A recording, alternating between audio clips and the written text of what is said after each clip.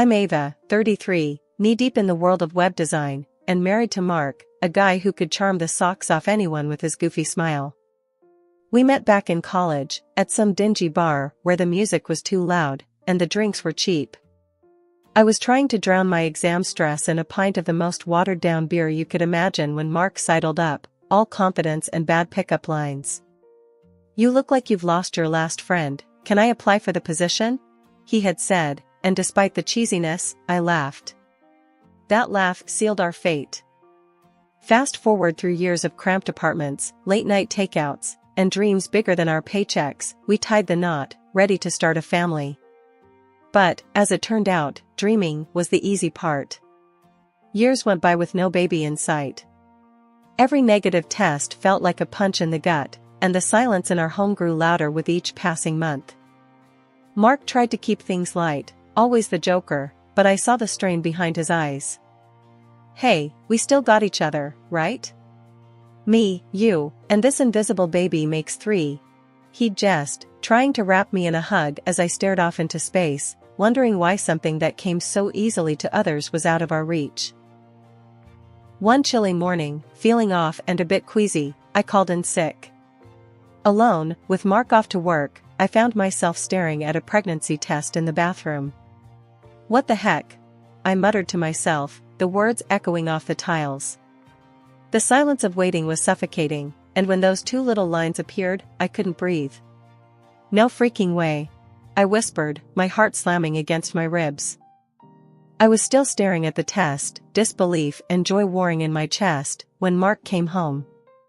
He found me on the sofa, the test clutched in my hand like some precious talisman. "What's up? You look like you've seen a ghost," he said, dropping his keys and coming over. We're pregnant," I managed, the words feeling foreign on my tongue.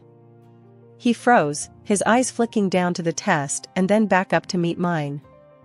"Are you shitting me?" he blurted out, the shock on his face mirroring my own feelings. "No, I'm not," I said, a laugh bubbling up from somewhere deep inside. "I'm not shitting you."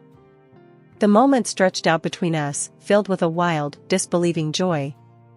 Then, Mark scooped me up, twirling me around like we were in some kind of movie.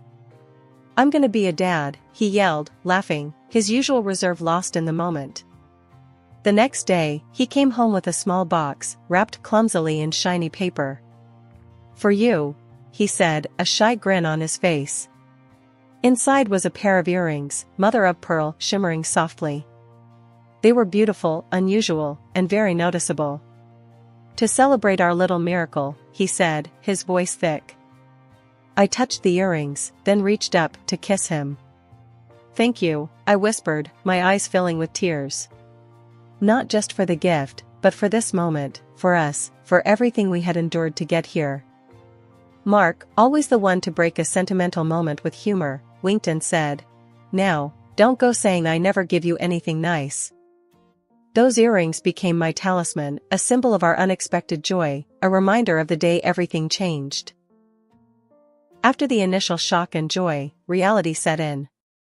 Pregnancy wasn't the glowing experience I'd been sold by every happy family photo and movie. It was hard, really hard. Morning sickness should have been called all-day sickness.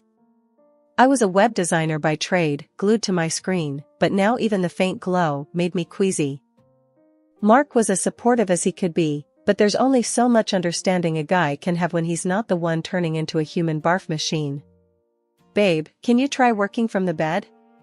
Maybe it'll help," he suggested one evening, finding me hunched over the trash can in our tiny office.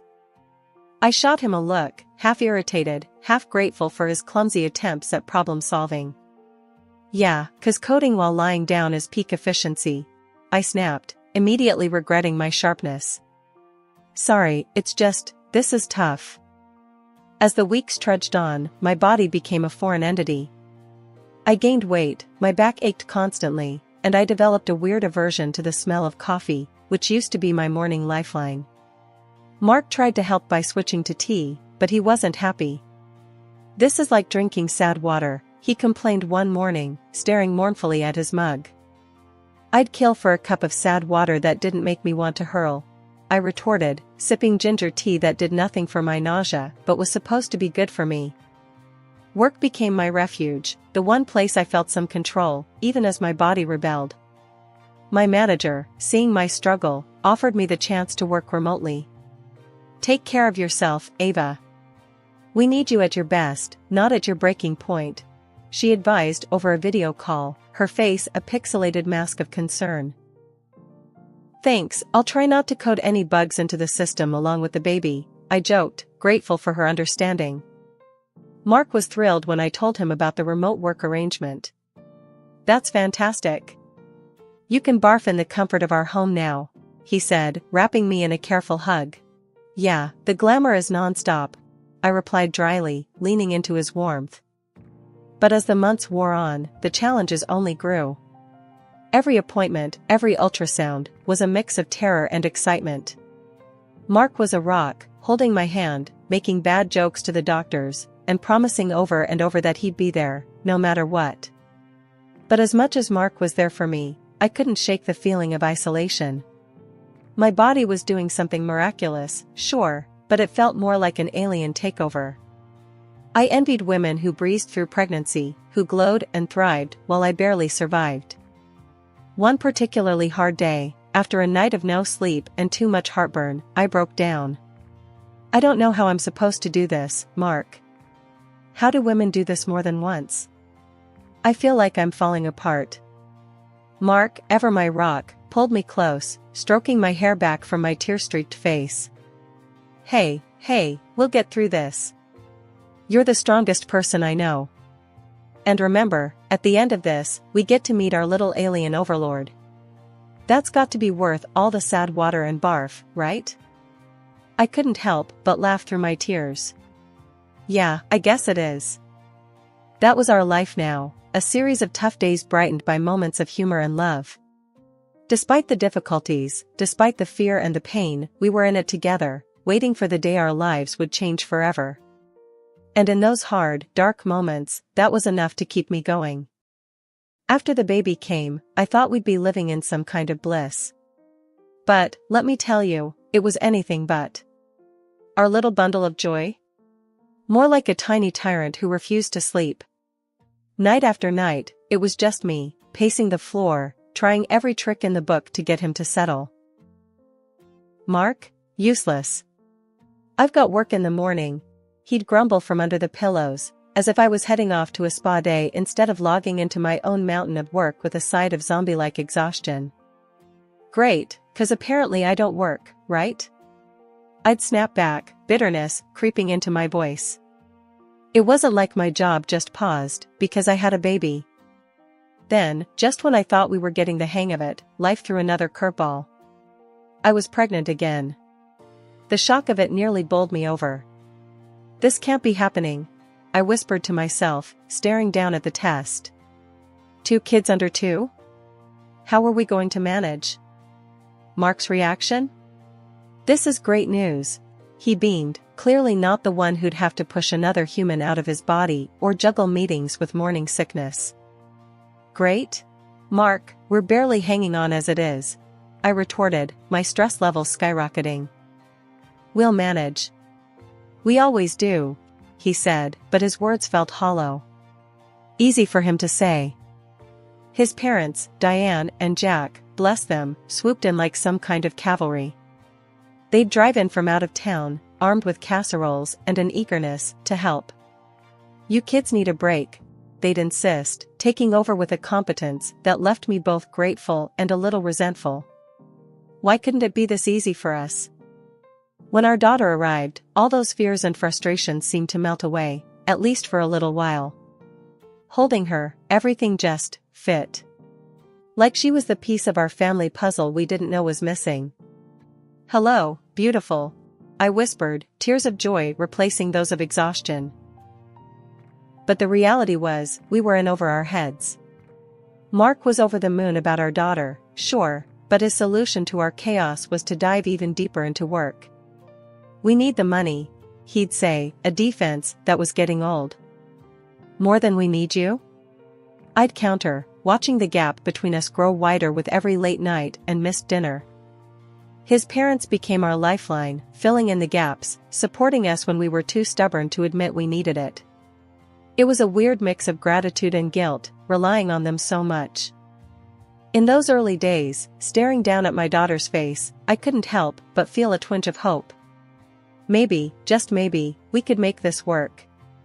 But as the sleepless nights stacked up and Mark's presence became more and more like a guest appearance, I couldn't shake the feeling that we were drifting further apart. "Look at her, Mark.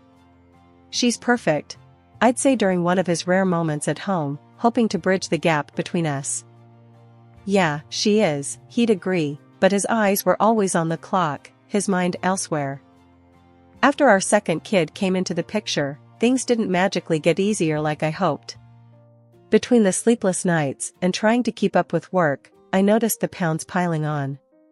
It wasn't just the baby weight anymore, it was stress, lack of sleep, and grabbing whatever I could eat during a rare moment of peace. Mark? He seemed more distant than ever.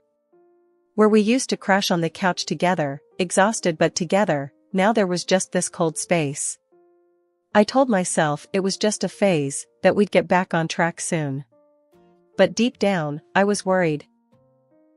His work became his excuse for everything. Late nights, weekends, even business trips that seemed to pop up out of nowhere.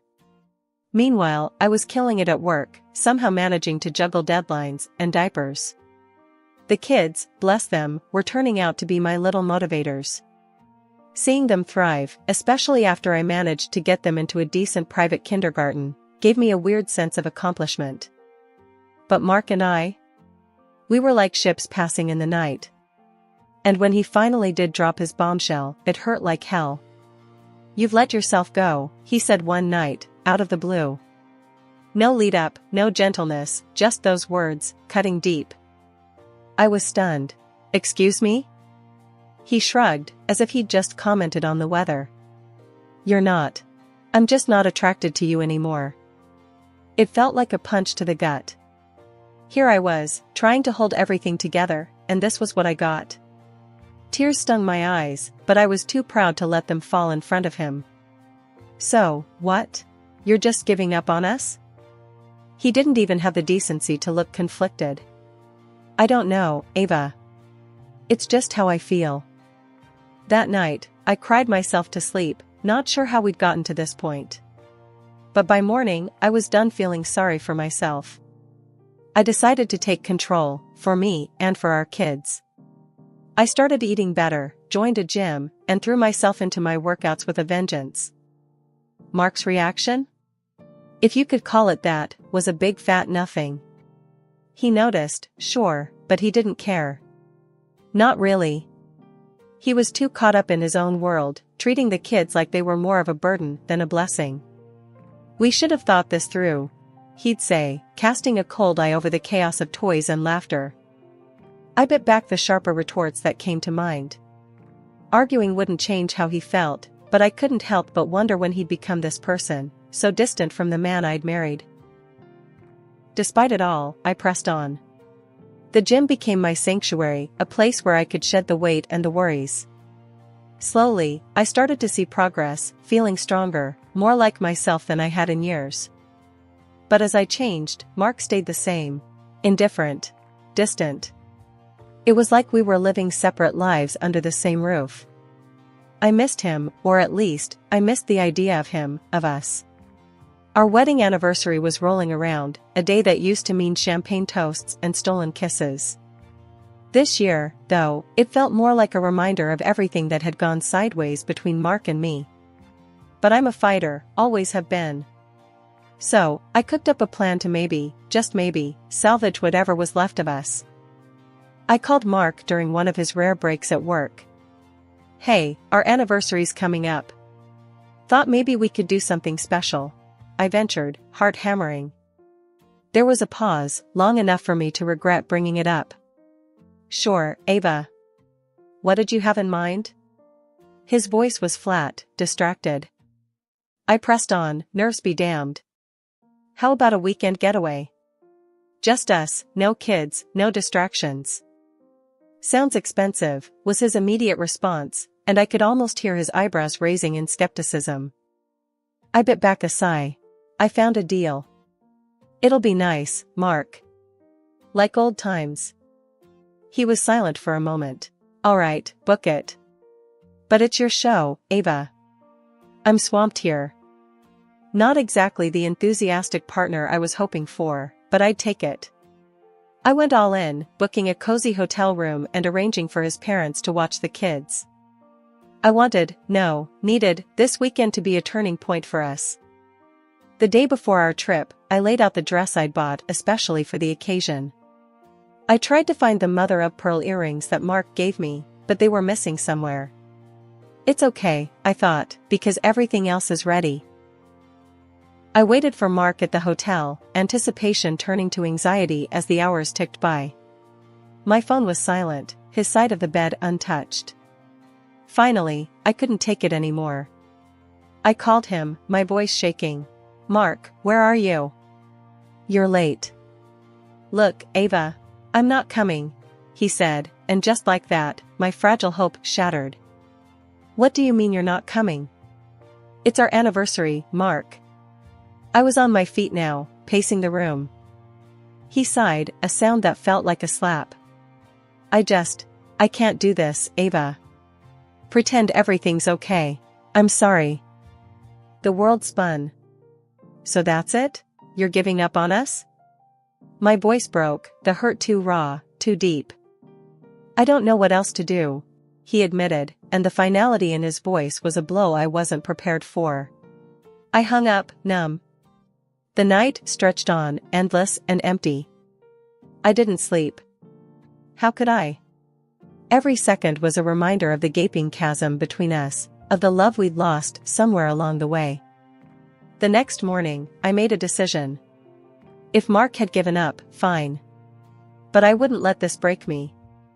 I spent the day at the hotel spa, walked along the beach, and dined alone, surrounded by couples.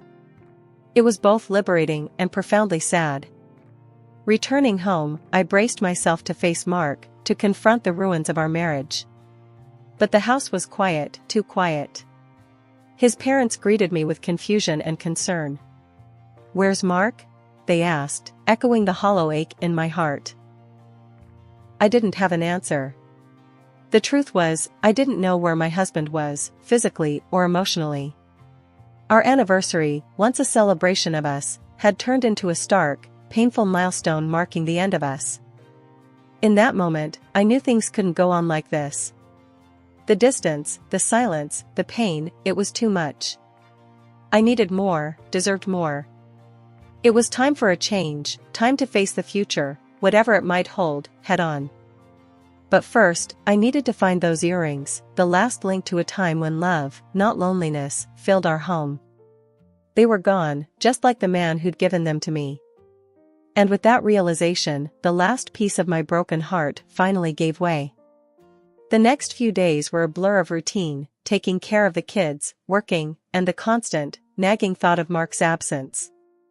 It wasn't until I was out in the yard with the kids that the piece of the puzzle I wasn't even aware was missing fell right into my lap, or, more accurately, walked right up to my fence. It was our neighbor, Jenny, young and always friendly, but I hadn't really spoken to her since the kids came. Today, she was all smiles, waving at the kids. That's when I saw them, the earrings. My earrings. The mother-of-pearl ones Mark had given me, shimmering in the sunlight as she tucked a strand of hair behind her ear. Nice earrings, I said, trying to keep my voice steady but feeling the sting of betrayal. Jenny touched one ear self-consciously. Oh, these? They were a gift from someone special. She stumbled over her words, her face flushing. Someone special, huh? I couldn't hide my skepticism. They look a lot like a pair I used to love. Went missing recently. The conversation was awkward, full of half-truths and dodged looks. It was clear there was something she wasn't saying. Later that evening, I confronted Mark. We need to talk, I started, my voice firm despite the turmoil inside. What's up? He tried to sound casual, but I could see the tension in his posture. It's over, Mark. I'm filing for divorce, I said without preamble, watching his reaction closely. He blinked, taken aback. What? Why? Don't play dumb. I know about Jenny. The earrings, Mark. And everything else. I pressed on, feeling a mix of anger and heartbreak. For a moment, he looked genuinely shocked. But then, his expression shifted to something darker. He laughed, a harsh, angry sound. So, you found out? Yes, I've been seeing Jenny. Gave her those earrings, because I wanted to. I don't care about us anymore, Ava. His words were like a knife. But I was prepared. I want you out, Mark. And I expect financial compensation for your adventures. He exploded at that. Compensation? You won't get a dime from me. That's when I played my final card. Actually, I recorded our conversation just now. Your confession. It'll be more than enough for court. Mark's anger turned to disbelief, then fear. You can't do that. I just did, I said, the finality in my voice marking the end of our marriage and the beginning of my fight for justice. After I decided to file for divorce, things moved quickly. Armed with the evidence of Mark's infidelity, I felt a grim satisfaction knowing I had the upper hand. The court didn't hesitate. They saw right through Mark's excuses and awarded me financial compensation and alimony for the kids. It was a small victory in the grand scheme of things, but it felt significant. Mark's parents, surprisingly, came out firmly on my side. It was a bitter pill for Mark, realizing he'd lost not just his marriage, but the support of his family too. One afternoon, while the kids played in the yard, Mark's mom, Diane, and I sat down for a rare moment of quiet. We're so sorry, dear, she began, her voice thick with emotion. We never raised him to be this way. I nodded, not sure what to say. The betrayal still stung, but seeing them stand by me meant more than I could express. I appreciate you both. The kids love having you around. Diane reached over and squeezed my hand. They're our grandkids. We'd do anything for them. And for you. You're more of a daughter to us now than ever. Life after the divorce wasn't easy, but it was mine. The house felt emptier, yet somehow fuller too. Full of possibility, of new beginnings. The kids adapted, resilient as ever, finding joy in the simplest moments. And me? I threw myself into work and motherhood, determined to build a bright future for us. One day, I was at the park with the kids, watching them play, their laughter a balm to my soul, when Diane joined me on the bench.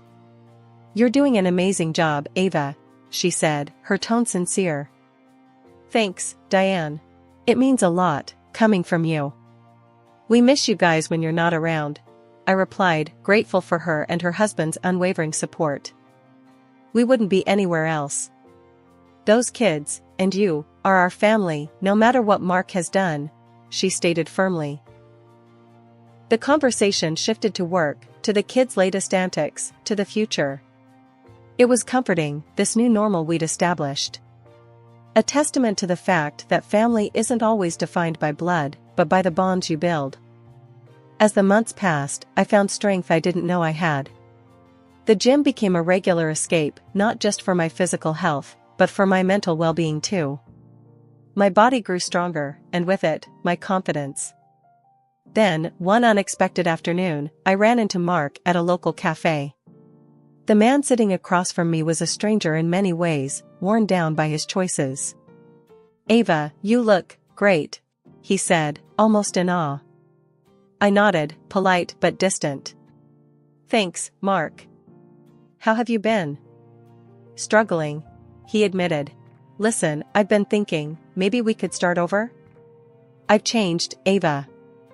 The words hung in the air, a tempting offer to rewind time. But looking at him, I realized I didn't want to go back. I had moved forward, built a life that was whole and happy without him. Mark, I wish you well, I really do. But that part of my life is over. The kids and we're doing great. It's best we keep moving in our own directions, I said, my voice steady. He nodded, disappointment etched on his face. I understand. I miss the family, you know? I know, but we're doing just fine. Take care of yourself, Mark, I replied, standing to leave. Walking away, I felt a surge of empowerment. The encounter, brief as it was, reinforced how far I'd come. I was no longer the woman who waited for her husband to come home. I was Ava, strong, independent, and thriving. The slamming of the front door jolts me from my thoughts. Ethan storms into the living room, his face contorted with anger. "Where the hell have you been?" he demands, his voice dripping with accusation. "I was volunteering at the youth center," I reply calmly, trying to defuse the situation. "You know how much it means to me." "Oh, spare me the sob story, Vivian," Ethan scoffs. "You're supposed to be here, supporting me and my career. Instead, you're off playing saint to a bunch of delinquents." His words sting, but I refuse to let him see how much they hurt. "They're not delinquents, Ethan. They're kids who need guidance and support." "What they need is discipline and a swift kick in the ass," he retorts. "And what I need is a wife who understands her role." I feel my blood boil at his condescending tone. "My role? And what exactly is that, Ethan? To be your trophy wife? To sit at home and wait for you to grace me with your presence?" "Don't be so dramatic," he sneers. "You knew what you were getting into when you married me. I'm on the fast track to partner, and I need a wife who can keep up appearances." "Appearances?" I echo, disbelief coloring my voice. "Is that all our marriage is to you? A facade to impress your colleagues?" Ethan steps closer, his eyes narrowing. "Watch your tone, Vivian. Remember who pays the bills around here." The threat hangs heavy in the air, and I feel a chill run down my spine. Are you seriously going to hold that over my head? I gave up my job to move here for you, Ethan. I've sacrificed everything for this marriage. Sacrificed? He laughs humorlessly. You call sitting around all day, spending my money a sacrifice? You should be grateful for the life I've given you. Tears prick at the corners of my eyes, but I blink them back, refusing to give him the satisfaction of seeing me crumble. I am grateful, Ethan, but I'm also suffocating. I feel like I'm losing myself in this marriage. Then maybe you should find yourself a new hobby, he suggests coldly. One that doesn't involve neglecting your duties as my wife. And what about your duties as my husband? I counter, my voice rising. When was the last time you even asked about my day? Or showed any interest in my life? Ethan's jaw clenches, and for a moment I think he might actually hear me. But then he shakes his head, his expression hardening. I don't have time for this, Vivian. I have a career to focus on. If you can't handle that, then maybe we need to reevaluate this marriage. With that, he turns on his heel and stalks out of the room, leaving me standing there, my heart in pieces. I sink onto the couch, my mind reeling. How did we get here? How did the man I fell in love with turn into this cold, calculating stranger? I think back to the early days of our relationship, when Ethan was attentive and loving. We met at a charity event, both passionate about making a difference in the world. He swept me off my feet with his charm and ambition, and within a year we were married. But somewhere along the way, his career took precedence over everything else. And now, I'm left wondering if there's anything left of the marriage I thought we had. 2 years into our marriage, Ethan comes home with a bombshell announcement. I've been offered a partnership at a law firm in Los Angeles, he declares, a triumphant grin on his face. I stare at him, my heart sinking. Los Angeles? But what about my job, Ethan? My students? Come on, Vivian, he cajoles. This is a once-in-lifetime opportunity. You can always find another teaching job in L.A. It's not that simple, I argue, my voice strained. I've built a life here, Ethan. I have roots in this community. Ethan's smile fades, replaced by a look of annoyance. I thought you'd be happy for me, Vivian. This is a huge step up for us. For you, maybe, I counter. But what about what I want? What about my dreams? Dreams? He scoffs.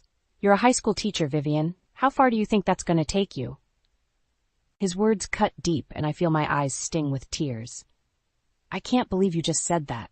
Teaching is my passion, Ethan. It's not just a job to me. Ethan sighs, running a hand through his hair. Look, I didn't mean it like that, but this is a once-in-a-lifetime chance, Vivian. We can't pass it up. I know he's right, but the thought of leaving everything behind feels like a knife twisting in my gut.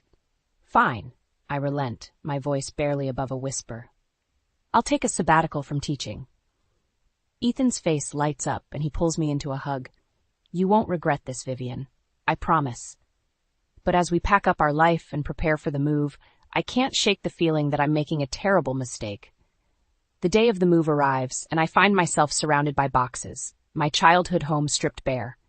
As I carefully wrap a framed photo of my parents, Ethan walks in, a look of disdain on his face. You're not seriously bringing that old junk, are you? He asks, eyeing the sentimental items I've carefully packed. They're not junk, Ethan, I defend, my voice tight.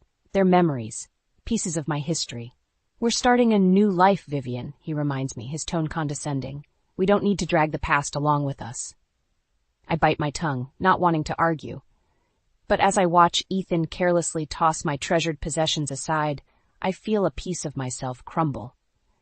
We arrive in Los Angeles, and Ethan ushers me into our new home, a sleek, modern, high-rise apartment with floor-to-ceiling windows overlooking the city. Isn't it perfect? He gushes, his eyes alight with excitement. I force a smile, trying to ignore the hollow feeling in my chest. It's lovely, Ethan. He wraps an arm around my waist, pulling me close. This is just the beginning, Vivian. I'm going to give you the life you've always dreamed of. But as I stare out at the unfamiliar skyline, I can't help but wonder if the life I've always dreamed of is the one I'm leaving behind. 6 months pass in a blur of cocktail parties and corporate dinners, Ethan's new role consuming his every waking moment. I find solace in volunteering at a local youth center, pouring my heart into mentoring troubled teens. But one evening, as I'm getting ready for a fundraiser, Ethan barges into the bedroom, his face twisted with rage. Are you seriously wearing that? He demands, eyeing my simple black dress with disdain. What's wrong with it? I ask, my voice trembling slightly. You look like a damn schoolmarm, he sneers. I need you to look the part of a successful lawyer's wife, not some frumpy volunteer. Tears sting my eyes, but I blink them back, refusing to let him see how much his words hurt. I'll change, I mumble, turning away. But as I slip into a designer gown and plaster on a fake smile, I can't shake the feeling that I'm slowly losing myself, piece by piece. 6 months into our new life in Los Angeles, Ethan's behavior takes a turn for the worse. He becomes increasingly distant and irritable, the stress of his demanding job taking a toll on our already strained relationship. I find solace in volunteering at the youth center, pouring my heart into mentoring the kids who have come to rely on me. But one evening, as I'm preparing to leave for a fundraising event, Ethan storms into the room, his face contorted with anger. Where do you think you're going? He demands, his voice dripping with disdain. To the youth center fundraiser, I reply, my heart sinking at the sight of his rage. I told you about it weeks ago. And I told you to prioritize our social obligations, he snaps. You're supposed to be at the law firm dinner with me tonight. I can't just abandon the kids, Ethan, I plead. They're counting on me. I'm counting on you, he roars, slamming his hand against the wall. Do you have any idea how embarrassing it is to have a wife who'd rather spend her time with a bunch of delinquents than support her husband's career? Tears sting my eyes, but I refuse to let them fall. They're not delinquents, Ethan. They're good kids who just need someone to believe in them. Believe in them? He scoffs. They're a lost cause, Vivian. Just like you'll be if you don't start prioritizing what's important. His words cut deep, but I stand my ground. I am prioritizing what's important, Ethan. Those kids need me. And what about what I need? He demands, his voice low and menacing. What about the sacrifices I've made for this family? Sacrifices? I echo, disbelief coloring my tone. You've been so focused on your career that you've barely even noticed me these past few months. Oh, I've noticed, he sneers. I've noticed how you've let yourself go, how you'd rather wallow in self-pity than be the wife I need you to be. I reel back as if he slapped me, my heart shattering into a million pieces. How can you say that? I whisper, my voice trembling. I've given up everything for you, Ethan. My job, my home, my entire life. And now you'll give up this ridiculous volunteering, he demands, or I'll cut off your access to our joint bank account. I stare at him in shock, unable to believe what I'm hearing. You wouldn't dare. Try me, he says, his eyes cold and unforgiving. I'm done indulging your little charity projects, Vivian. It's time for you to fall in line. With that, he turns on his heel and storms out of the room, leaving me to collapse onto the bed, my body shaking with silent sobs. I feel trapped, suffocated by the weight of Ethan's expectations and the life I've found myself in. Over the next few weeks, I try to be the wife Ethan wants me to be. I attend his work functions, plastering on a fake smile and pretending to be the perfect corporate spouse. But inside, I'm dying a little more each day. I long for the fulfillment I once found in teaching, for the sense of purpose that volunteering at the youth center brought me. But every time I try to broach the subject with Ethan, he shuts me down, reminding me of my place in his life. One night, as we're getting ready for yet another work dinner, I finally muster up the courage to confront him. "I can't do this anymore, Ethan," I say, my voice shaking. "I'm miserable. I feel like I'm losing myself." He looks at me, his eyes cold and unfeeling. "You're not losing yourself, Vivian. You're finding your place in this world, and that place is by my side, supporting my career." "But what about my career?" I plead. "What about my dreams?" "Dreams," he scoffs. "Grow up, Vivian. It's time to face reality. This is your life now, and the sooner you accept that, the better off we'll both be." I feel something break inside of me, the last shred of hope I'd been clinging to shattering into dust. And as I follow Ethan out the door, my heart heavy with despair, I can't help but wonder if I'll ever find my way back to the person I used to be. As the months drag on, the distance between Ethan and I grows wider with each passing day. I long for the connection we once shared, for the love that brought us together in the first place. And so one evening, I muster up the courage to broach the subject that's been weighing on my heart. "Ethan," I say softly, my voice trembling, "I've been thinking about starting a family." He looks up from his laptop, his eyes narrowing. "A family? Now? Are you out of your mind, Vivian?" His harsh tone catches me off guard, and I feel my heart sink. "I just thought, with your career taking off and us settling into our new life here." "Settling into our new life," he scoffs. "I'm barely keeping my head above water at work, and you want to add a baby to the mix?" "But I thought you wanted children," I whisper, my voice barely audible. "Maybe someday," he says dismissively, "but not now, Vivian. I'm not ready for that kind of responsibility." His words cut deep, and I feel a piece of my dream for our future crumble. But I refuse to let him see how much he's hurt me. Instead, I force a smile and nod. "Of course. You're right. It was a silly idea." Ethan returns to his work, and I'm left alone with my thoughts, my heart heavy with the weight of his rejection. In an attempt to find some semblance of purpose, I take a part-time job at a bookstore. At first, Ethan seems supportive, even happy that I'm getting out of the house. But as the weeks pass, his attitude begins to change. "I don't like you spending so much time away from home," he grumbles one evening as I'm getting ready for my shift. "It's just a few hours a week, Ethan," I remind him gently. "And I thought you wanted me to find something to keep me busy." "I wanted you to find a hobby, not a job," he retorts. "What's next? You'll be neglecting your duties at home to pursue some silly career?" I bristle at his words, my temper flaring. "My duties at home? You mean waiting on you hand and foot, catering to your every whim?" "Watch your tone, Vivian," he warns, his eyes flashing with anger. I take a deep breath, trying to calm myself. "I'm sorry, Ethan, I didn't mean to snap. I need something for myself. Something that makes me feel valued." For a moment, his expression softens, and I think he might actually understand, but then he shakes his head, his jaw clenching. "Fine. Do what you want. But don't come crying to me when it all falls apart." I leave for my shift with a heavy heart, wondering if I'll ever be able to find happiness in this new life we've built. A few days later, on a whim, Ethan and I buy lottery tickets. As we sit at the kitchen table, scratching off the numbers, I can't help but feel a flicker of hope. Maybe, just maybe, this could be our lucky break. But as the weeks pass and the drawing comes and goes, our tickets prove to be just another disappointment. Ethan barely seems to notice, too caught up in his own world to care about my foolish dreams.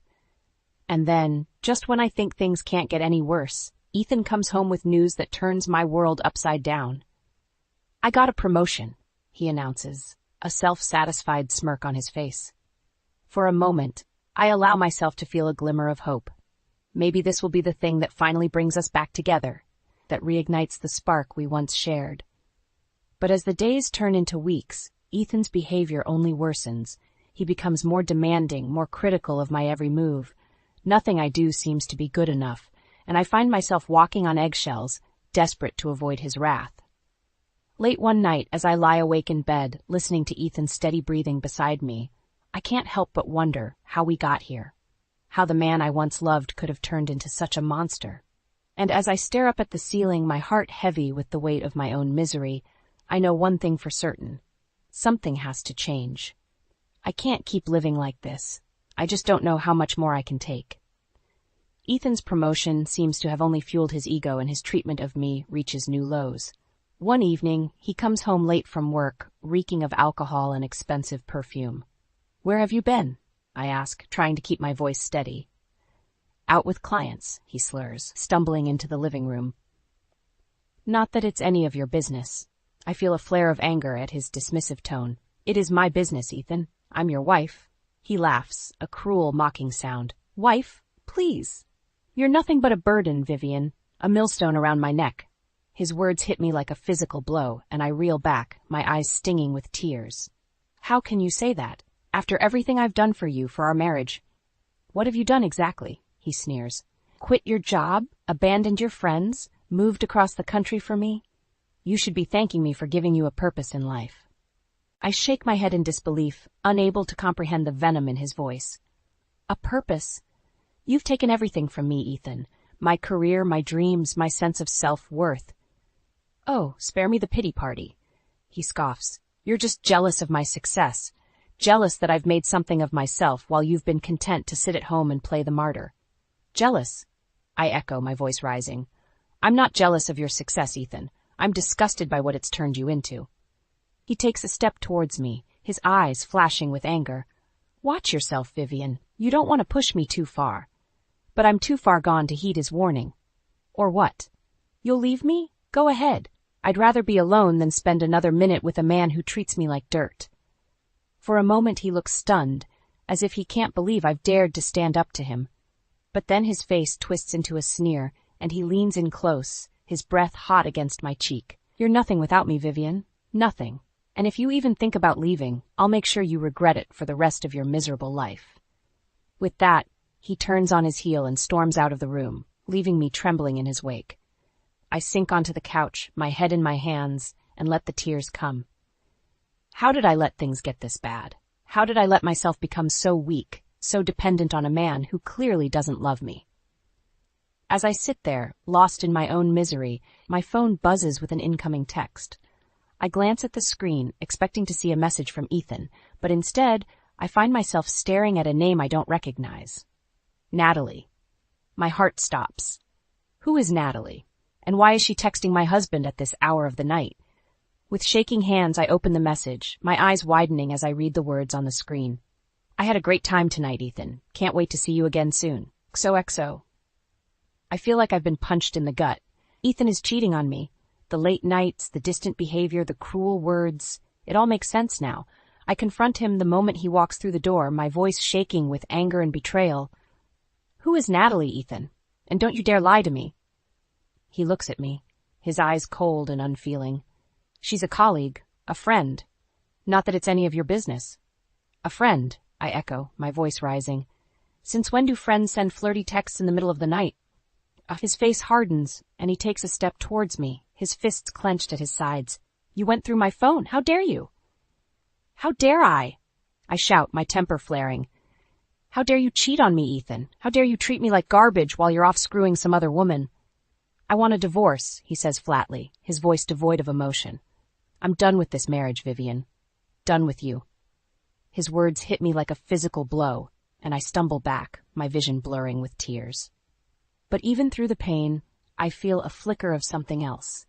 Something I haven't felt in a long time. Rage. Pure, unadulterated rage. And as I stand there, watching the man I once loved walk away from me, I make a vow to myself. I will make him pay for what he's done. I will make him suffer the way he's made me suffer. And I know just how to do it. Ethan's betrayal cuts deep, but I refuse to let him see how much he's hurt me. Instead, I channel my pain into planning my revenge. And the first step is to gather evidence of his infidelity. I hire a private investigator, a no-nonsense woman named Maria who assures me she'll get the proof I need. And sure enough, within a week, she presents me with a stack of photos and recordings that leave no doubt about Ethan's affair. I confront him with the evidence, my heart pounding in my chest as I watch the color drain from his face. "How could you do this to me, Ethan?" I ask, my voice trembling with a mixture of anger and hurt. "How could you throw away everything we had for some cheap fling?" He looks at me, his eyes cold and unfeeling. "Don't be so dramatic, Vivian. It was just sex. It didn't mean anything." His callousness takes my breath away, and I feel a wave of nausea wash over me. "Just sex? Is that all our marriage was to you? Just a convenient arrangement until something better came along?" He shrugs, his lips curling into a cruel smirk. "What can I say? I got bored. And Natalie, well, she knows how to keep things interesting." I shake my head in disbelief, unable to comprehend the depth of his betrayal. "You disgust me, Ethan. You're nothing but a selfish, manipulative bastard. And you're a pathetic, clingy little girl who can't accept that her husband has outgrown her," he sneers. "Face it, Vivian, you were never enough for me. You never will be." His words hit me like a physical blow, and I reel back, my eyes stinging with tears. But I refuse to let him see me cry. Not anymore. "Get out," I whisper, my voice low and dangerous. "Get out of my house and out of my life. I never want to see you again." He laughs, a harsh, mocking sound that echoes through the room. "Gladly. But don't think you're going to get a dime from me in the divorce. I'll make sure you end up with nothing, Vivian. Nothing." With that, he turns on his heel and storms out of the room, slamming the door behind him. I sink to the floor, my body shaking with silent sobs as the reality of what's just happened washes over me. But even through the pain, I feel a flicker of something else. Something I haven't felt in a long time. Hope. Because I know something Ethan doesn't. Something that will change everything. I've won the lottery. 2 weeks ago, on a whim, I bought a ticket for the Powerball jackpot, and against all odds, I hit the jackpot. $10 million, all mine. I've kept the news to myself, not wanting to give Ethan any reason to suspect that I might be planning something. But now, as I sit on the floor of our once shared home, I know exactly what I'm going to do. I'm going to make Ethan pay for what he's done. I'm going to hit him where it hurts the most, his wallet. I hire the best divorce attorney in town, a shark named Jack, who assures me he'll make sure I get everything I'm entitled to. And with the evidence of Ethan's infidelity on my side, he tells me I have a strong case for a generous settlement. But I don't want Ethan's money. I want to make him suffer. I want to watch him squirm as he realizes just how much he's underestimated me. And so, on the day of our divorce hearing, I walk into the courtroom with my head held high, my lottery ticket tucked safely in my purse. I watch as Ethan smirks at me from across the room, confident that he's going to walk away with everything. But then I take the stand, and I tell the judge everything. I tell him about Ethan's affair, about his cruel treatment of me throughout our marriage. And then, with a triumphant smile, I pull out my lottery ticket and hold it up for the world to see. "I don't want a dime from this man, Your Honor," I say, my voice ringing out clear and strong. "I have all the money I need, and then some. All I want is my freedom, and the satisfaction of knowing that Ethan will never be able to hurt me again." The look on Ethan's face as the judge grants me a divorce and orders him to pay my legal fees is one I'll never forget. And as I walk out of the courtroom, my head held high and my heart finally free, I know that I've won. Not just the lottery, but my life back. And that's a prize worth more than all the money in the world. With the divorce finalized and my lottery winnings secure, I feel a sense of freedom I haven't known in years. But even as I revel in my newfound independence, I can't shake the desire to make Ethan pay for what he's done. And so I set my plan into motion.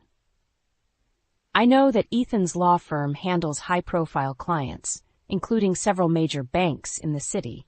And I also know that he's been angling for a promotion to senior partner, a position that would put him in charge of managing those accounts. So I decide to hit him where it hurts. His reputation. I make an appointment at Ethan's bank, the same one he's been schmoozing with for months in the hopes of landing their business. And when I walk in, dressed to the nines and carrying a briefcase full of cash, I make sure everyone knows exactly who I am. "I'd like to make a deposit," I say, my voice ringing out loud and clear across the lobby. $10 million to be exact. The teller's eyes widen, and I can see the wheels turning in her head as she tries to figure out who I am and where I got such a large sum of money. "Of course, ma'am," she stammers, ushering me into a private room. "We'll just need to verify the funds and fill out some paperwork." I smile, settling into a chair and crossing my legs. "Take your time. I've got all day." As the teller scurries off to get her manager, I lean back and savor the moment.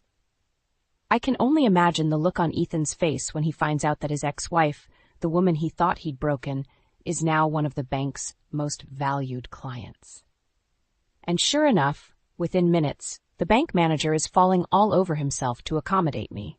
He offers me everything from a personal financial advisor to a VIP lounge pass, all the while assuring me that my money is in good hands. I just smile and nod, playing the part of the gracious client. But inside, I'm counting down the seconds until Ethan walks through that door. And when he finally does, his face a mask of shock and anger, I know I've won. "Vivian," he hisses, his eyes darting around the room as if he's afraid someone might overhear. "What the hell are you doing here?" I smile, my voice sweet as honey. "Just making a little deposit, darling. I thought you'd be happy to see me supporting your bank." His face turns red, and I can see the veins in his neck bulging with barely contained rage. "You're doing this on purpose, aren't you? Trying to humiliate me in front of my clients?" I shrug, my eyes wide with feigned innocence. "I have no idea what you're talking about, Ethan. I'm just a satisfied customer, here to do business with the best bank in town." He takes a step towards me, his fists clenched at his sides. "You little bitch, you think you're so clever, don't you? Well, let me tell you something. You may have won the lottery, but you're still nothing, and I'm going to make sure everyone knows it." But before he can say another word, the bank manager clears his throat, his voice nervous but firm. "Mr. Thompson, I'm going to have to ask you to leave. We don't tolerate that kind of language or behavior towards our clients." Ethan's face goes white, and I can see the panic in his eyes as he realizes the gravity of the situation. He's just insulted and threatened a high-value client in front of his boss, and there's no way he's going to come out of this unscathed. I apologize," he stammers, his voice shaking. "I didn't mean—" But it's too late. The damage is done. And as he's escorted out of the room by security, his head hanging in shame, I feel a rush of triumph that's almost intoxicating. I've hit Ethan where it hurts the most, his ego, and I know that this is just the beginning. He may have taken everything from me, but now I'm the one holding all the cards, and I'm going to make damn sure he never forgets it. News of Ethan's outburst at the bank spreads like wildfire, and within days he's facing disciplinary action from his firm. His clients start to pull their accounts, and his once promising career begins to crumble before his eyes. I watch from afar, savoring every moment of his downfall. But even as I revel in my revenge, I can't help but feel a twinge of something else, something that feels suspiciously like regret. And then one day I receive a phone call that changes everything. "Vivian?" Ethan's voice is weak, broken. "I need to see you, please." I hesitate, my heart pounding in my chest. Part of me wants to hang up, to leave him to wallow in his own misery. But another part of me, the part that once loved him, can't resist the plea in his voice. "Fine," I say, my voice cold. "But make it quick." We meet at a coffee shop near my old apartment, a place we used to frequent in happier times. Ethan looks like a shell of his former self, his eyes bloodshot and his skin pale. "I'm sorry," he says, his voice barely above a whisper, "for everything. I know I can't take back what I did, but I need you to know that I'm truly deeply sorry." I stare at him, my heart twisting in my chest. I want to believe him, to forgive him, but I can't. Not after everything he's put me through.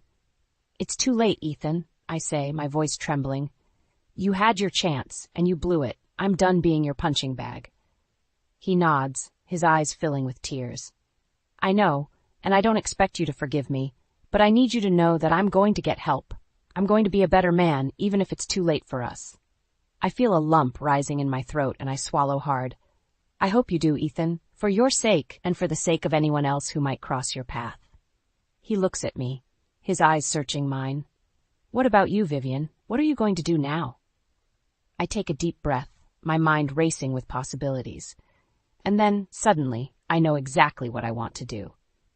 "I'm going to start a foundation," I say, my voice growing stronger with each word.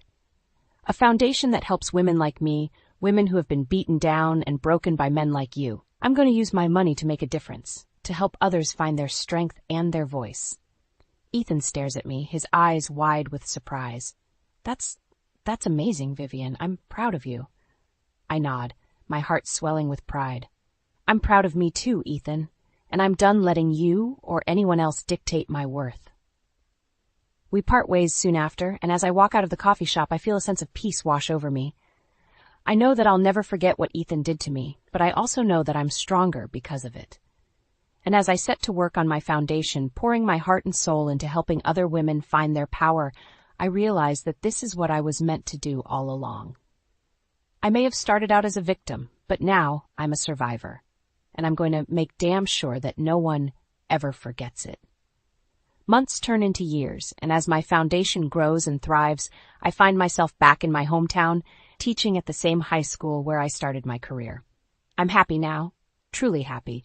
I've found my purpose, my calling, and I know that everything I went through, every moment of pain and heartbreak was worth it to get me to where I am today.